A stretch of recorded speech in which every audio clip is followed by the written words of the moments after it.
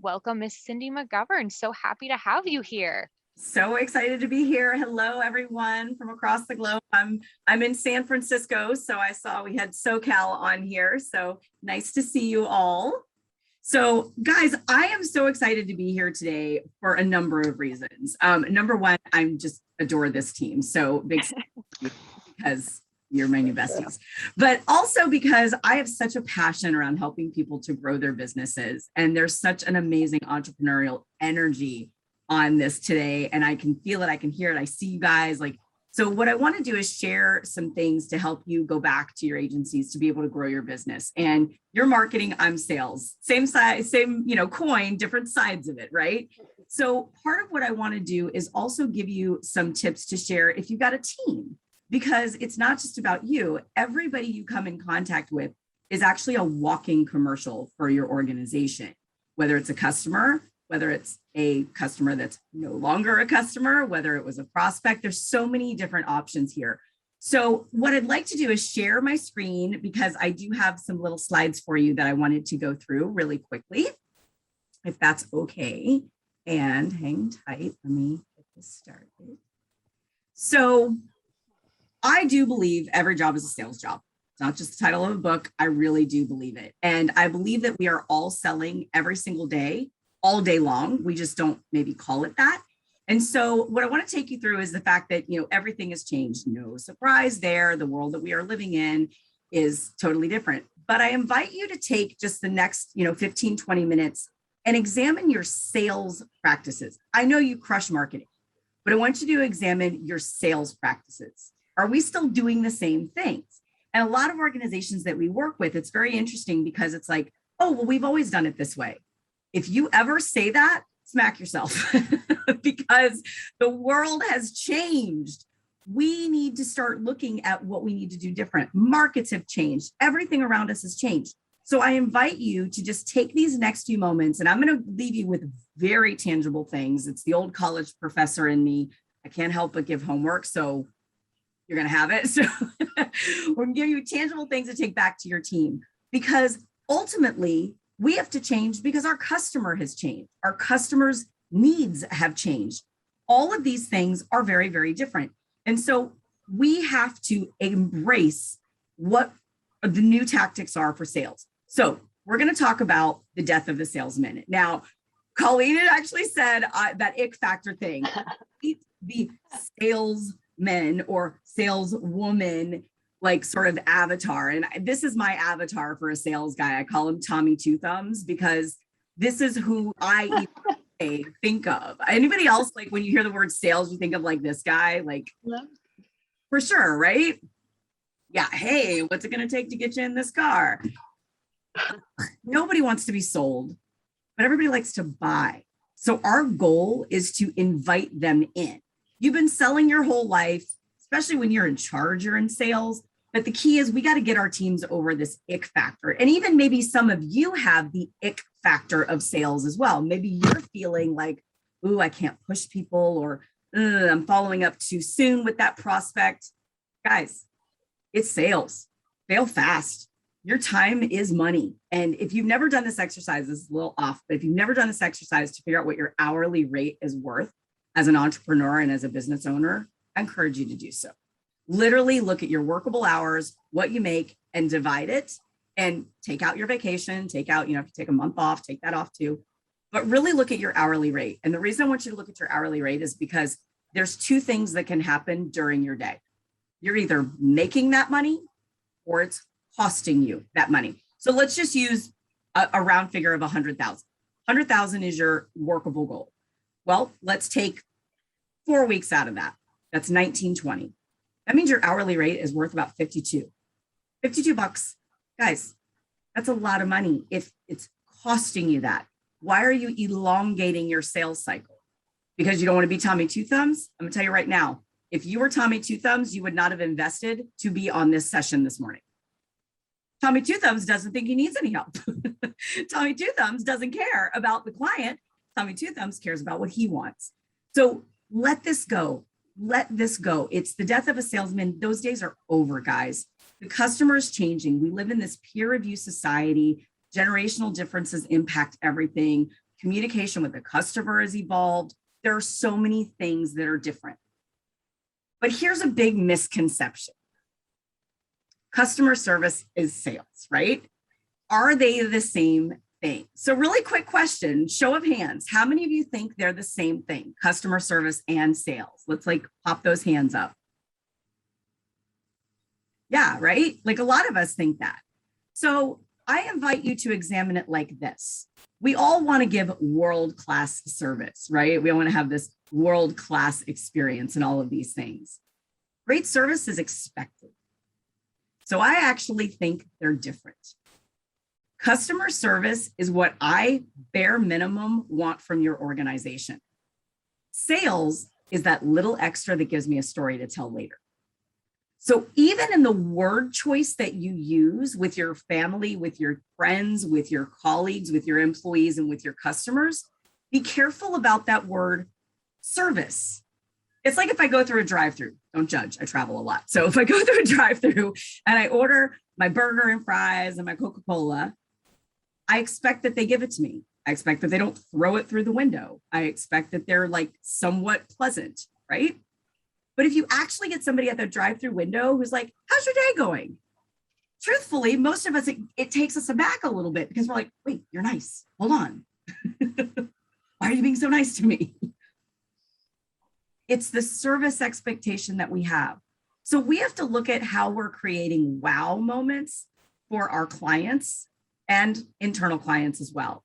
So I want you to think about, we've got to give a great experience that leads to a great story so that people want to talk about us. And we've all been there where we've had a bad experience and we go tell everybody, right? Like, I mean, look, I will continue to tell you my American Airlines story from 2007 if you want to hear it, right? So it's one of those things where we kind of hold on to the bad. Let's give people a reason to talk about you. If you're just doing the job and you are handling the marketing and you're doing all of those things, that's lovely. But is it giving me a story to tell? Give me an experience that makes me want to go talk about it. And that's why I honestly believe every job is a sales job, because everybody within your organization that touches that customer or potential customer is actually in sales, not service. How do you guys feel about this? And I want you to use the chat box. I want you to raise your hands. I want you to unmute your lines. Like, I want to talk through this, but I want you guys to be thinking about even your own vocabulary change around this. Because y'all, it starts with us. It starts with the leadership, starts with us saying, we're not going to call this service anymore. I would love to get t-shirts made that say service with like that big like circle with the X through it. Because if I go to any of your organization's websites, it's going to tell me you give great service. That doesn't differentiate you. It's the experience that differentiates you. So just think about that. And part of this begins with creating that sales culture as well. And everybody within your organization needs to know the role that they actually play in business growth. Here's a mistake that I see a lot of organizations make. They have a sales team or a salesperson, and oftentimes it's you, right? And then they have everybody else that does the execution of the job. You have your design people, you have your, web people, you have all these other things. If I went to any of them today and I said, who's in sales in your organization? Would every single person raise their hand? And if they would not, we have work to do as leaders. We want them all to recognize that they are in sales, because honestly, y'all, I believe if you can make a customer's day, if you can tick them off, or you can influence their opinion of your organization one way or another, you're in sales. Now just think about that. By that definition, that's literally everyone in your organization, because they're going home and talking to their family, they're talking to their friends, they're talking to their, old college roommate about where they were. Are we even giving them a good story to tell? So just think about these things. And like I said, there will be homework. So the first thing I want you to think about is get those individual goals really clear for your colleagues internally. Make sure you have clear sales goals, customer experience goals. And if you're a one-person shop, this is even more important, because we all know this, the entrepreneurial yo-yo, where You're doing the work, you're doing the work, you're doing the work, but you're not selling. Then you're selling, selling, selling, selling. Then you're doing the work, you're doing the work, you're doing the work. And then you're selling, selling, selling, selling. Sales is a 24/7, 365 sport. We should be selling every day, not just marketing, selling every day as well. You need your own individual goals. I have a very simple sales individual goal, and I invite you to try this for yourself. If at the end of the day, I have not had a meaningful exchange with a prospective client, so someone who does not give me dollars right now, then I didn't go to work that day. It's a simple metric. I have to have one meaningful exchange with a prospective client every day, 5 a week. That's totally doable. But if you guys are like me, there are some days where I'm like, my hair is on fire and other body parts are catching, and I'm barely getting through the email inbox. So that means tomorrow I got to do 2, or the next day I got to do 3. Get those clear goals in place for yourself. I think it's going to change your whole mindset around this. And then accountability needs to be present and understood by your colleagues as well. If you've got a team and you're really creating this sales culture, you got to follow up on it. We can't just say, okay, everybody's going to make a sales call. Okay, everybody's going to create a customer experience. Yay, go you. There's got to be a quality assurance mode of operandi here. You've got to make sure there's some kind of follow-up, and don't be afraid to manage them. Now, I have to pause on this really quick because this is so important to me with leaders and owners of organizations. We somehow feel like we have to have permission to lead and manage our people. I'm going to wave my magic pen wand. You all have it. There is no permissiveness happening. It's your organization. You have the authority to do this already. But I think we start thinking, oh, but I'm imposing on this person. Oh, well, they're so busy already. Stop telling yourself stories. Guys, you're leading. It's your organization, your vision. You are working with them to execute it. And then give some rewards around this. Like, if we hit the goal, there's a little ice cream.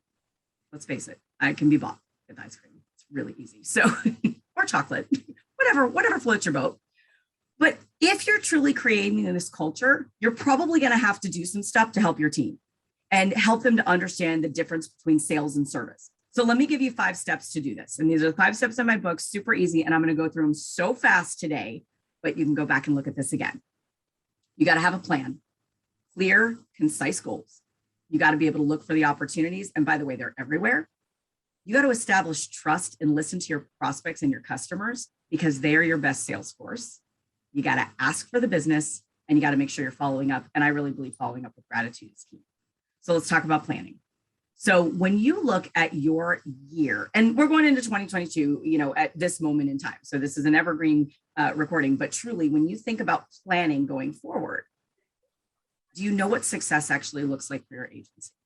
Have you really visualized it? Have you sat down and thought about it strategically? Or are you so busy working in the business, you're not working on the business?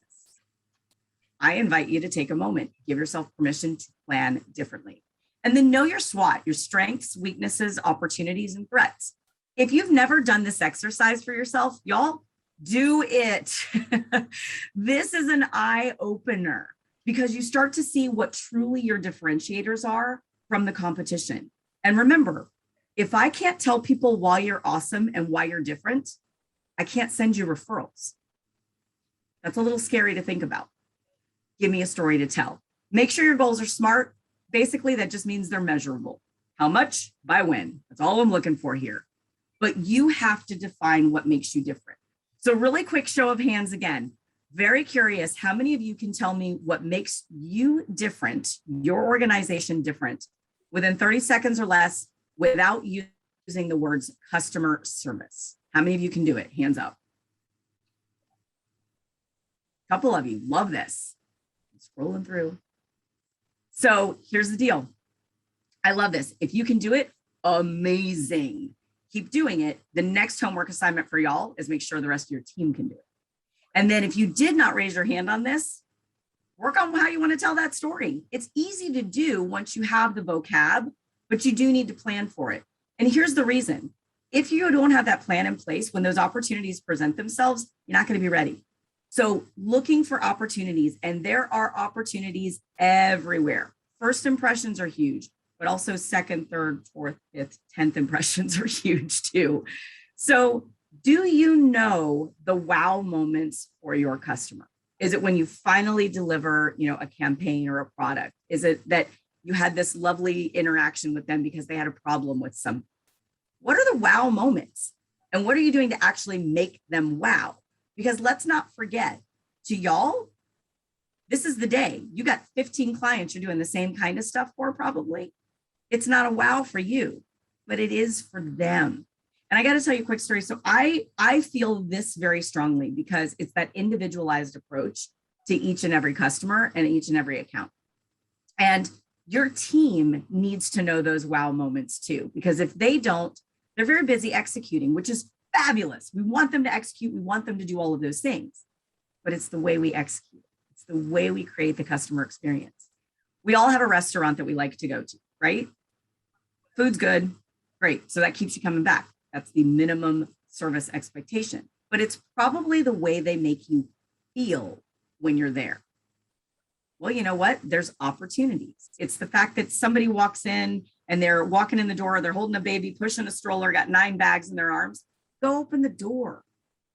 It's a wow moment. But oh my God, if you've ever been that person with like 19 bags, you're like, oh, thank God, somebody actually helped. So look for these moments. And I think if we begin just like remembering that these are humans and it's not just that, oh, got to get these 19 tasks done. It's easy.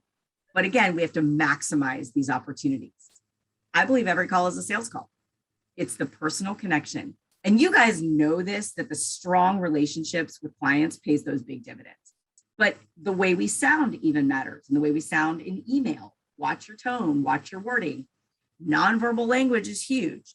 So pause for just a moment. And I want you to think about the last interaction you had with a customer today. Literally, what's the last interaction you had? Was there an opportunity to wow them? Did you do it? Well, if you didn't do it, it's not too late. You can follow up, but ask yourself why you didn't. And it's probably just because there wasn't a plan. You didn't really think about it as that moment. And guys, the wow could literally just be remembering something personal about them. Maybe their kid had a soccer game, or they were going to be going to the ocean again. Dory, lovely. Like ask about those things. Remember something personal about them and really create that opportunity, because just like you can win somebody in a moment, you can also lose them in a moment.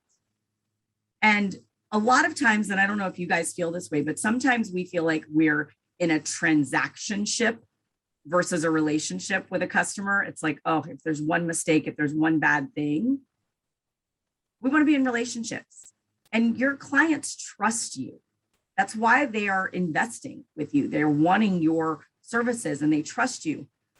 But there are those moments, and especially with some of our legacy accounts and our legacy customers, we get a little lax with this. We maybe aren't doing all of the wow moments that we could be. So just invite yourself to think about that.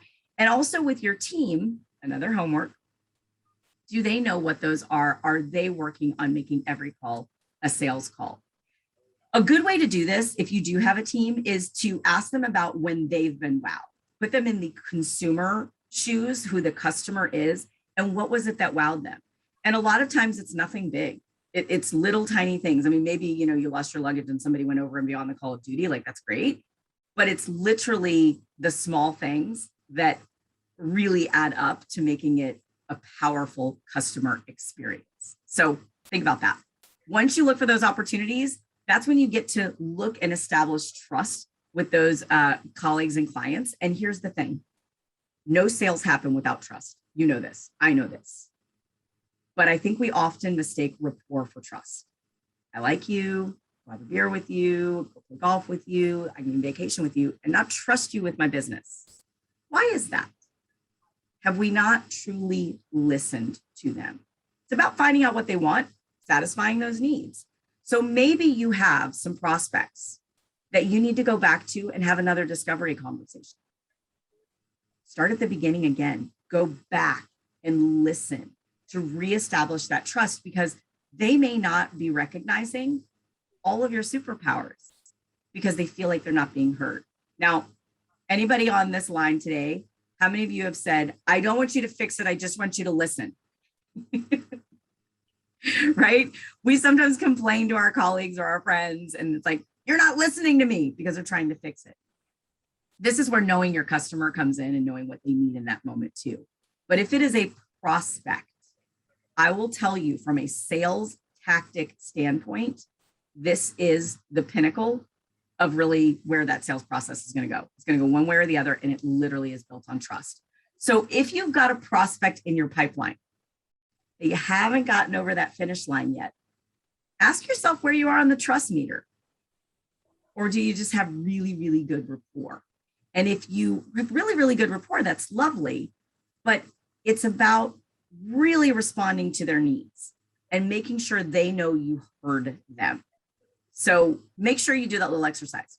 Now, this is probably the hardest part, and we all know this, asking for what we want. What gets in the way, and put it in the chat box for me, but truly, what gets in the way of asking? What are we afraid of? Let's hear it. Yay, you said it. No, of course. We are all afraid of that. Now, here's the thing. We were all 5 years old at one point, yes? I don't know about you, but when I was 5, I thought my name was No. Can I have a cookie? No. Can I have that toy? No. Can I go do this? No, no. But 5-year-olds are actually the best salespeople on the planet because they are singularly focused on their sales goal. They're selling you on what they want. They're not afraid of the word no, and they are going to do anything in their power to get it, right? Embrace your inner 5-year-old. He or she is still in there. They are still there. Go back to that. But it's that word no that we're so afraid of. So I want to stop and I want to talk about this for a minute. We sometimes think we need permission to ask, or we're not at that point in the sales conversation to ask. Fail fast. Get an answer. It's a yes or it's a no. Maybe is the worst answer you can possibly get. I'll think about it is the worst possible answer you can get. You know why? Because that's just a really slow no. Think about it like you're dating. Would you like to go on a second date? I'll think about it. Guys, that's a no. We know this. You're not ever going on a second date. They're in or they're out. Push for the answer, get the answer, and then move on. And recognize every call, every interaction is a sales conversation. And even if the answer is no, that's a gift.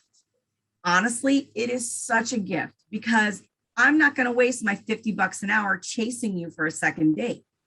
I'm also not going to waste any more of my time promising you the moon and probably sending you little free ideas and, giving you my free advice, trying to show you my value. No, they see it or they don't. And if they don't see it right now, that's okay. And you handle that moment with that trust and love and gratitude because they now became a walking commercial for you. Even the sales conversation is an experience. Give them one to go talk about. We have clients that we walk away from because we're not a good fit for them. And then they're kind of, clamoring, going, wait, we want you. And I'm like, we're not the firm for you. We don't have a solution for you. I'm sorry. And what's interesting is they become your best advocates a lot of times. And even the ones that can't hire us yet because they don't have the budget or they don't have the resources in human capital, totally fine. But they go tell others. So don't be afraid to ask for the business. Now, really quick question, and I'd love to see it either in the chat box or raise of hands. How many of you have to think about asking for the business before you ask? Literally, you have to force yourself to think about it and ask.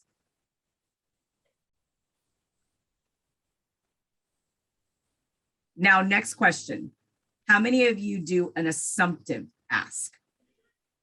Where you just assume you've given the pitch, you've sent the proposal. Sure, we got this far. Totally good. They're going to love me. They're going to hire us. I think that happens to most of us because we see our value, right? We know that we've done everything. We're like, obviously, we are the most amazing solution for you ever. Of course, we can fill all of your marketing needs. And why wouldn't you hire us? But you need to ask a question. Love it, Dory. Straight up ask. 100%. Anybody that's married on our community session today, think about it. Somebody asked somebody a question at some point. Y'all didn't just show up at the courthouse and be like, so, I don't know, what do you think? Ask for what you want, take what you can get, and move on. Get clear on that ask. And here's the other thing. You don't ask once, you don't ask twice, you don't ask 15 times. This is a continual keep the romance alive, even with your customers. You continue to bring value. You continue to ask for their commitment. Doesn't ever stop. So just be mindful of that and really work on the ask. And if your ask has a period at the end of it, it's not an ask. So just think about how you even ask for the business. The answer is no, unless you ask. Hello, Ryan, boom, you got it, brother. That's exactly right. It's always a no until you ask, but I think we do some wimpy asks as well. So I invite you to just look at that ask. So last but certainly not least is following up with gratitude. I come from that place. I don't have my coffee cup here, but it literally says grateful on it every morning. And that's the way I start my morning because I don't have to go to work. I get to go to work. I love this. I love helping companies grow. I feel very privileged to do this. We are honored to get to do this work, truly. Like we're helping other organizations. That's a big deal. And they're trusting us with their organizations. So we want to make sure we're following up with everybody with gratitude. Be ready for that yes when you ask. Be ready for that no. But here's the thing. Thank you does not mean goodbye. There is a constant conversation here. There is a lot of follow-up. And maybe this is where your newsletters come in or your marketing campaigns and things like that. But I want you to recognize there is consistent follow-up because you have created a community that now are raving fans of yours. How are you maintaining that community? Are you keeping the romance alive there? It's about follow-up.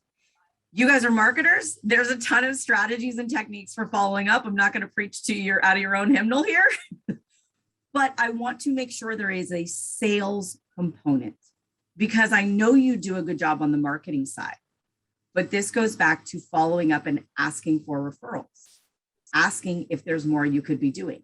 Is there something else they have a need for? What does our follow-up look like? Or has our follow-up turned into almost like just a recurring convo? Like, hey, how you doing? Things are good. Kids are good. Okay, great. Move on. Make sure you're looking at that as a sales conversation. And again, I think you still follow up even if they've turned you down. I think those are still people that had an interaction with you. They had an experience. Let's invite them to be a continued walking commercial. Stay in touch. It's never a bad thing.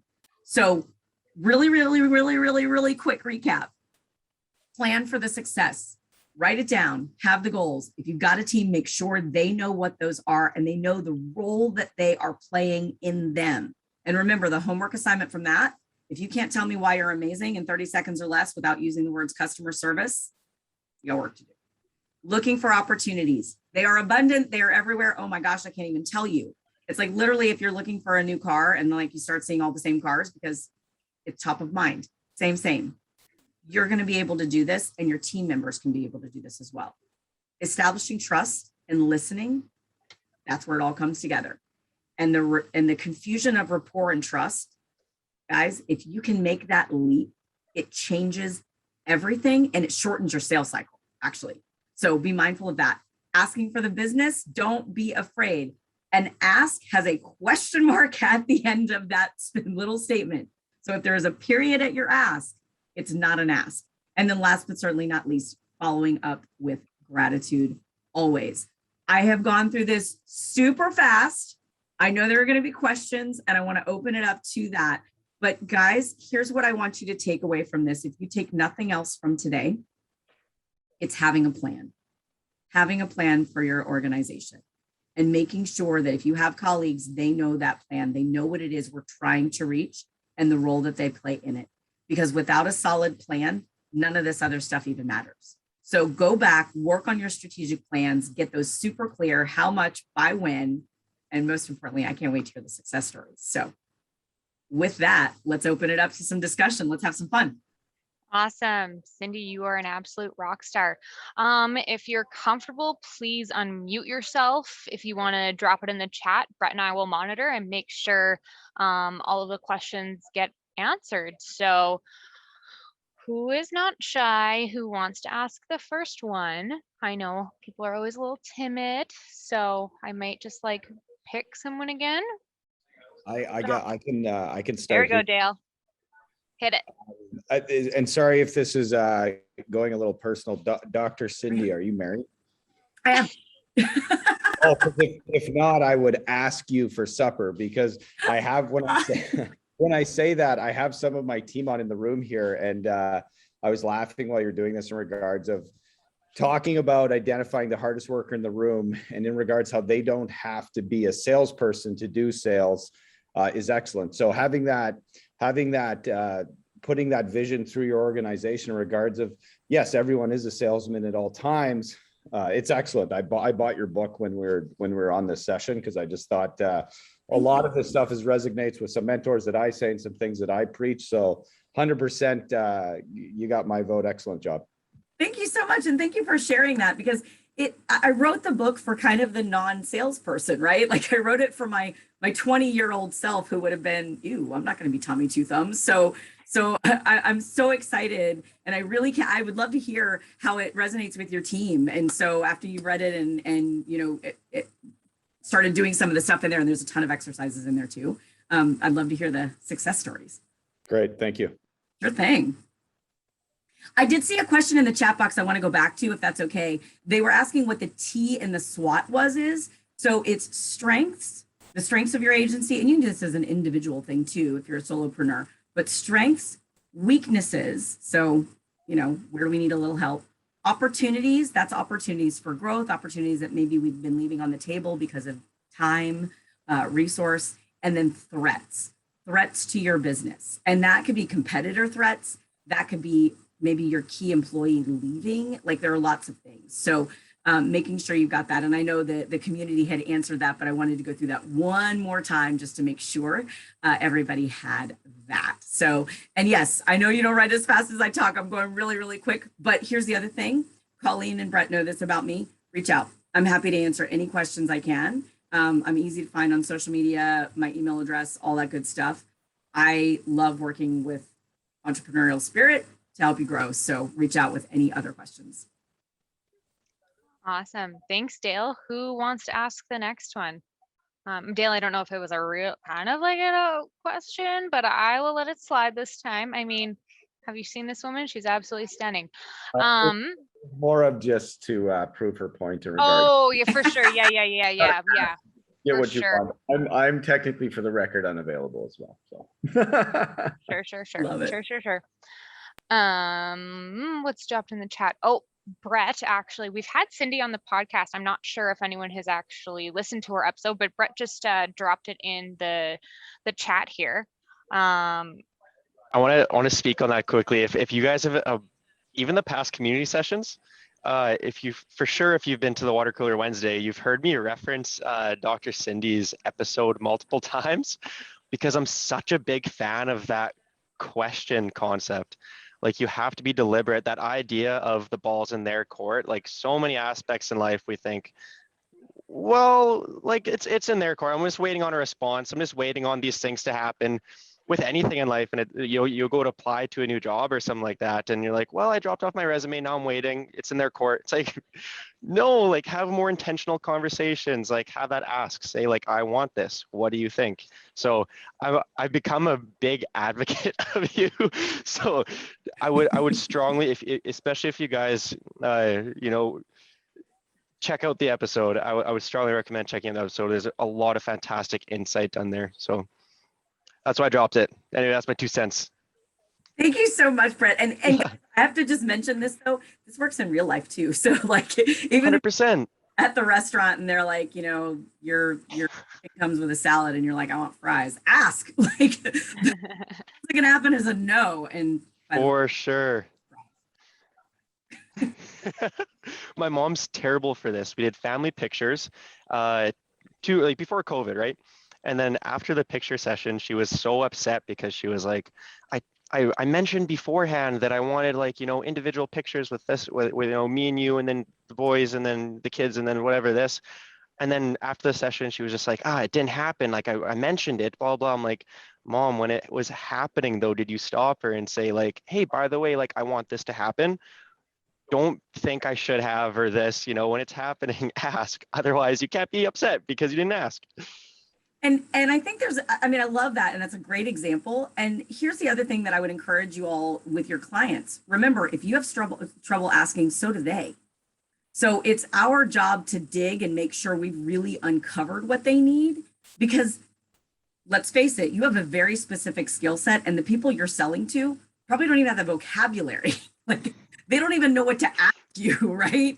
So we have to do a good job of asking them those questions to make sure we're covering what they need and we're delivering on those needs. So I would even say, yes, your mom should have asked, but the photographer could have also asked and said, are there more specific photos? Are there ones that are on your absolute bucket list? I just had a photo shoot in New York a couple weeks ago, and the photographer asked, and she was like, tell me your bucket list photos we have to hit in the next 2 days. And I was like, oh, I got a list for you, you know? Yeah.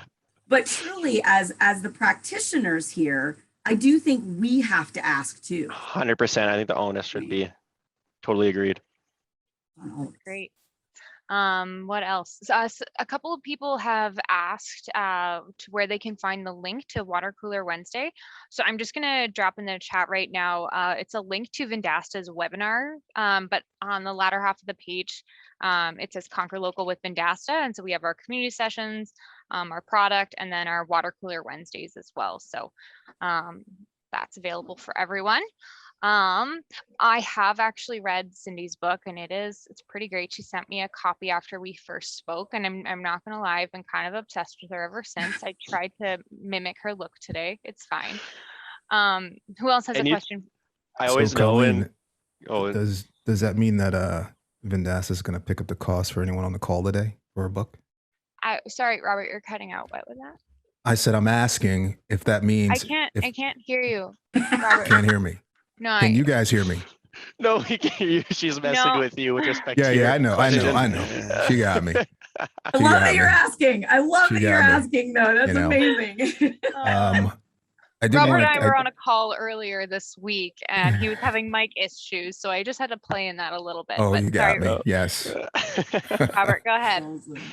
What I did want to comment on was that it's funny that the timeliness of this session is beyond words for me, because we were just talking about some of these topics earlier this week. But what was very interesting for me to hear you say about, are you wowing your customers? Are you wowing those prospects?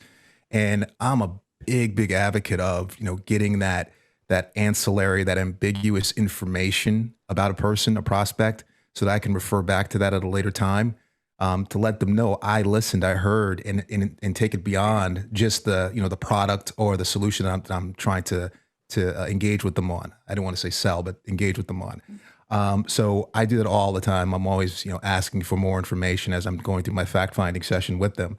So, and it's really an effective piece to, gaining that trust. They know that you are, you're genuine or authentic, in terms of, you care about their needs. Yeah. Love that. The other thing I just wanted to mention is that I used to have a lot of phobia, stage fright, even when it came to asking for the order. It's funny, if I took it to like a more of a personal side, and this is, I'm a little bit older than most people on the call here, but if I was on a date with someone, I would literally wait until, she was, sticking her lips out to kiss me. I was so afraid to ask for like a good night kiss or whatever else. So when you talk about that in business, what I started doing, and this is not, it's not unique to me, I started, doing more, closes along the way. So, during that initial conversation, during that fact-finding call, I'm always asking questions to get the client or the prospect in the habit of saying yes. Getting those affirmations along the way, so that by the time we do get to that actual, let's sign on a dotted line, it's a very organic thing. It's a very natural thing. There's very little, if any, objections that come along with that, because for me, what has happened is that no. And this is in business, not in personal life, because personally you can go to, a lot of things can happen negatively. But in business, no just means, I'm not totally convinced. So if they're not totally convinced, then something along the way in my process is where the flaw is, and I need to shore that up. So that's worked for me in terms of asking for the close along the way. I love that you shared that, and thank you so much. And you're absolutely right. Like, the more you can get them agreeing with you early on, the better. But something else that you're doing in there that's brilliant is, the old ABC, always be closing. You're actually doing my ABC, which is always be curious. You're constantly digging. You're constantly finding other connections with them. And it's like, I call it the rock star, where like, if you've ever been to a concert, you don't meet the rock star, most likely. You don't have a backstage pass. It's not about that. It's about the way they make you feel. It's the way the music makes you feel. It's the same thing. You've got that rock star aura, or it's the way you make them feel about it. So yes, 1,000. Absolutely. So thank you very, very much again. Awesome presentation today. Thank you. Hey, Robert, it's Robert and I had a good conversation earlier this week about just selling and closing, and I always believe that the big question is, and I've dealt with large sales teams prior life, and my key question is, when do you know you have the sell is really the key question for all of us, and when you're in that needs and analysis and you're asking all the right questions to try, to figure out their story. And one thing Robert and I talked about is really listening, right? Listening is key. And when you have the sell and that needs an analysis part is when they start telling you their story. They start selling you. And that's when the whole thing flips, is when they start getting excited about who they are, why they got into their business, and then you got them, because then they're giving you your message, they're giving you everything you need to do campaigns and really guide them. But it has always worked when that happens. And if they're not telling you your story, they don't trust you yet. They're not opening that book to you. But as soon as they start opening that book, shut up, let them talk for 20 minutes, whatever they need to do, and just take notes. And then at that point in time, you pretty much feel like you can it's not a sell, now you got the information to go back and do a really great proposal and come back to them. That's how I've always found that out to be true. That's amazing. And I love that you shared that. And thank you for doing that. I can't help myself, but I have to offer one more thing. So if I were coaching you guys today, if I were your sales coach, something that I would tell you to do is, with regard to getting them talking, and like you said, getting them telling their own story, that's 100% right. But you can even shorten the sales cycle by establishing that trust in that initial discovery needs analysis conversation, because you guys are just like us. We're doing B2B, right? So we're calling on businesses. They also know you work with other businesses. They know you work with the competition sometimes. So I might be hesitant to share with you some of my challenges because I'm afraid I'm going to look bad against my competitors that you work with or other businesses in town, or that you're going to judge me. So something that I teach in coaching, and take what you like, leave the rest, is I establish joint confidentiality in the needs analysis up front. I would actually say, James, today in our conversation, my goal is to uncover the needs of your organization, talk about your goals, and make sure there's a fit. And we're going to get real personal real fast. So I want you to know that what we talk about stays between you and me and my team so that we can deliver. And that in and of itself, and I'm sure you've done this, James, but it flips the conversation on its ear a little bit. Mm-hmm. Then you don't have to spend 15 minutes on rapport. They're like, oh, wait a second, this is a business conversation. And they're kind of ready to play ball, which I think is really cool. Yeah, I like that. Very cool. Yeah. I like you, my friend. Nice. Thanks. Great job. Yeah. In the chat box, I saw NDAs, 100%. We have an NDA in all of our contracts. I'm happy to sign an NDA up front too. But what I would offer to that, Donald, is you want to make sure they hear it and they see it and they know it. And you could certainly offer it, but I think it's in that interaction, because they're buying you in the beginning. So, you can even say, hey, happy to sign whatever NDA you want. And I've done that with organizations. I'm like, I'll sign whatever NDA you want. I'm like $4. I won't talk about anything. That last nugget was really great. Thanks, Cindy. I'm just curious, what comes first for you, the marketing or sales? Great question. So I don't know that there's a chicken or egg, because those trains have both left the station. And so they are full force to the destination. I've been in business for 13 years doing this. I've had Orange Lake for 13 years. So, but I will tell you, when it comes to new business, I think the marketing is a huge piece of it because that gets you the at bat, right? That's the brand recognition. It's all of those things. However, part of our marketing is the sales conversations. It is the follow-up. That is part of our marketing strategy, is the conversation. So I don't know that I have a specific answer because I think they are so closely intertwined, at least for us. I love to hear from the community. What do you guys think? Which one's first?